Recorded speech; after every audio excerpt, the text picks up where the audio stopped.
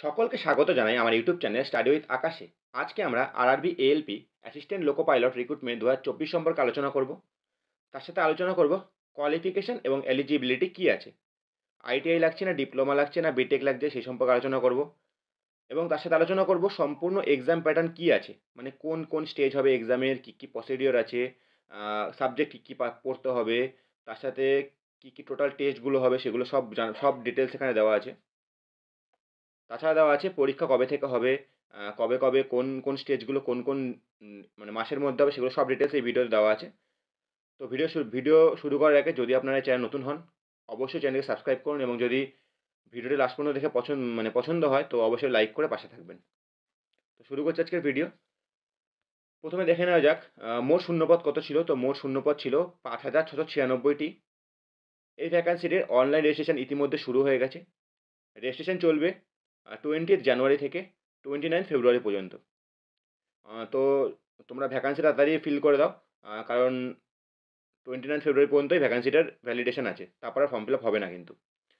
তো এরপর চলে যাই আমরা আরআরবি এলপির বয়সসীমা। তো আরআরবি এলপিতে বয়সসীমা হচ্ছে সর্বনিম্ন বয়স লাগবে 18 বছর এবং সর্বোচ্চ বয়স হবে 33 বছর। কিন্তু ক্যাটেগরির ক্ষেত্রে কিছু এজ রিল্যাক্সেশন থাকে। যেমন তুমি যদি এসসি/এসটি ক্যাটেগরির হও তো তুমি 5 বছরের ছাড় পাবে। অর্থাৎ তোমার যদি 27 বছর বয়স হয় তুমি তাও ফর্ম ফিল আপ করতে পারবে যদি তুমি এসসি/এসটি বিলং করো তো। ওবিসির ক্ষেত্রে 3 বছর, পিডব্লিউডি আনরিজার্ভড জেনারেলের ক্ষেত্রে 10 বছর, পিডব্লিউডি ওবিসির ক্ষেত্রে 13 বছর, পিডব্লিউডি এসসি বা এসটির ক্ষেত্রে 15 বছর। এই তোমার ছিল এজ রিল্যাক্সেশন এবং বয়সসীমা। একটা কথা এখানে উল্লেখ্য যে বয়সসীমা যেটা সর্বোচ্চ বয়সসীমা আছে 33 বছর সেটাকে এবছর বাড়ানো হয়েছে কিছুটা।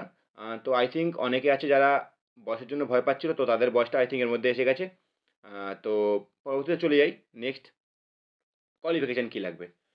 তো কোয়ালিফিকেশান এখানে মূলত 3 ভাবে কোয়ালিফিকেশান নেওয়া হয়।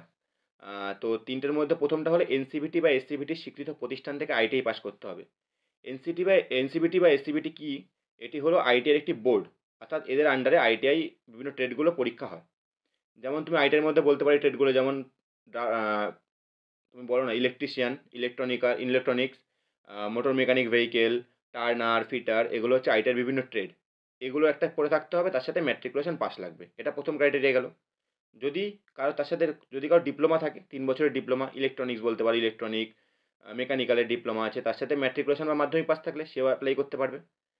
এবং যদি কারোর এরকম থাকে যে ম্যাট্রিকুলেশন সাথে বিটেক করেছে, ইঞ্জিনিয়ারিং করেছে সে, তার ক্ষেত্রেও এই ফর্মটা ফিল আপ করা মানে যোগ্যতা আছে তার ফিল আপ করার জন্য।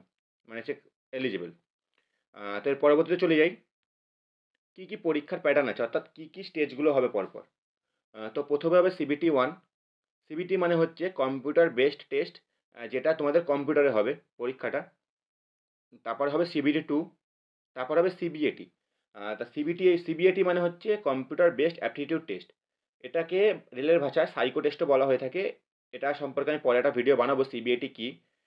তারপরে আসবে ডকুমেন্ট ভেরিফিকেশন। তো এই 4টি স্টেপ কী, কী আছে পরবর্তীতে এটা আলোচনা করা আছে। পুরো ভিডিওটা তোমরা দেখো। আশা করি ভালো লাগবে।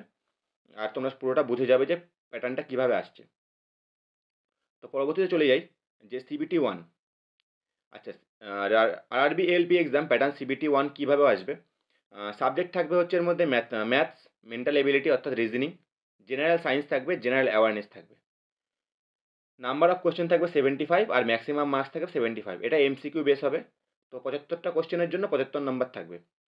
আর একটা কথা এখানে উল্লেখ্য, রেলের কোনো পরীক্ষাতে ইংলিশ থাকে না। যদি কারো ইংলিশ দুর্বল থাকে কোনো ভয় নেই, এখানে জেনারেল সায়েন্স আছে আ ইংলিশের জায়গায়। তো কোনো টেনশন নেই, তোমরা আরামসে পরীক্ষা দিতে পারবে যার ইংলিশে ভয় আছে। প্রত্যেকটা কোয়েশ্চেনের জন্য নেগেটিভ মার্কস থাকবে 1/3। অর্থাৎ যদি কেউ ৩ টে ভুল করো তার জন্য ৪ নাম্বার কাটা যাবে। ৩ টে ভুলের জন্য ৩ নাম্বার এবং ৩ টে ভুল যে করেছো তার জন্য আরও ১ নাম্বার কাটা যাবে। এর পরবর্তী স্টেজ থাকবে তোমাদের মানে সিবিটি 2 যেটা, এর ক্ষেত্রে ২ টো পার্ট থাকবে, পার্ট এ এবং পার্ট বি। উল্লেখ্য পার্ট বি শুধুমাত্র পাস করতে হবে। তুমি যদি পাসিং মার্কস তুলতে পারো পার্ট বিতে, যেটাকে ট্রেড টেস্টও বলা হয়, তো তোমরা সেটা পাস করে গেলে। কিন্তু তোমাদের যে মেরিট লিস্ট বা কাট অফ তৈরি হবে সেটা পার্ট এর নম্বরের ভিত্তিতে তৈরি হবে। তো সেক্ষেত্রে পার্ট এর মধ্যে কী, কী সাবজেক্ট আছে সেটা হচ্ছে, একটা হচ্ছে ম্যাথস, সেকেন্ড হচ্ছে জেনারেল ইন্টেলিজেন্স এবং রিজনিং এবং থার্ড হচ্ছে বেসিক সায়েন্স অ্যান্ড ইঞ্জিনিয়ারিং। যার ১০০ খানা কোয়েশ্চেন থাকবে এবং ডিউরেশন থাকবে ৯০ মিনিট। অর্থাৎ তোমাকে ১.৫ ঘন্টা ১০০ খানা এমসিকিউ করতে হবে। এটাও সিবিটি অর্থাৎ কম্পিউটার বেসড টেস্টেই আছে। এবং পার্ট বিতে থাকবে রিলেভেন্ট ট্রেড, অর্থাৎ যেটা 75 মার্কস থাকবে, 60 মিনিট বা 1 ঘন্টা টাইম পাবে তোমরা, 60 মিনিট থাকবে, 75 মার্কস। তো এই ক্ষেত্রে তোমাদের শুধু পাসিং মার্কস তুলতে হবে পার্ট বিতে। এক্ষেত্রেও নেগেটিভ মার্ক থাকবে 1/3। এবং যদি তোমরা টোটাল হিসাব করো তো তোমাদের 175 খানা এমসিকিউ করতে হবে 2 ঘন্টা 30 মিনিট টাইমের মধ্যে। তো এটা যারা ক্লিয়ার করে যাবে তারা যাবে পরবর্তীতে সিবিএটিতে। সিবিএটি হচ্ছে কম্পিউটার বেসড অ্যাপটিটিউড টেস্ট, যেটাকে সাইকো টেস্ট বলা হয়। তো সেটা সম্পর্কে এখন অতটা ভেবে লাভ নেই, তোমরা এখন আগে পার্ট এ পার্ট বিটা ক্লিয়ার করো, ওটা পরে ভাবা যাবে। তো পরবর্তীতে চলে যাই আমরা যে পরীক্ষা কবে কবে হবে। যে পরীক্ষার সম্ভাব্য যে ডেটগুলি আছে সেগুলো ইতিমধ্যে প্রকাশিত হয়ে গেছে। তো এই পদের জন্য যে সিবিটি 1 পরীক্ষা যেটা হবে, সেটা জুন থেকে আগস্টের মধ্যে অনুষ্ঠিত হবে 2024-এ। মানে অর্থাৎ এই যে আসছে জুন বা আগস্ট, এই যে ডিউরেশনটা, এর মধ্যে যে কোনো একদিন সিবিটি 1 হবে। তারপর যখন রেজাল্ট বেরিয়ে যাবে, তারপর স্বভাবতই সিবিটি 2 হবে, এবং সিবিটি 2 2024-এর সেপ্টেম্বর মাসে হবে। সেপ্টেম্বর মাসে হওয়ার পর যারা কোয়ালিফাই করবে তারা যাবে সিবিএটির জন্য, এবং সিবিএটি হবে নভেম্বর 2024-এ, এবং সর্বশেষে ডকুমেন্ট ভেরিফিকেশন হবে ডিসেম্বর 2024-এ। অর্থাৎ তোমরা দেখতে পাচ্ছ যে পুরো প্রসেসটা 2024 শেষ করে ফেলছে। অর্থাৎ আবার 2025-এ লোকো পাইলটের ভ্যাকেন্সি হওয়ার চান্স আছে, কারণ রেলওয়ে এবার থেকে ক্যালেন্ডার বার করছে। অর্থাৎ এসএসসি যেন ক্যালেন্ডার বার করে বলে দেয় যে আগে থেকে এই এক্সামগুলো এই বছর এই সময় হবে, সেরকম রেলও বার করছে। অর্থাৎ তোমরা বুঝতেই পারছো যে 2024-এ যখন পুরোপুরি প্রসেস শেষ করে ফেলছে, অর্থাৎ তোমাদের ফেব্রুয়ারি মাসের মধ্যে জয়েনিং হয়ে যেতে পারে, সেরকম সম্ভাবনা আছে।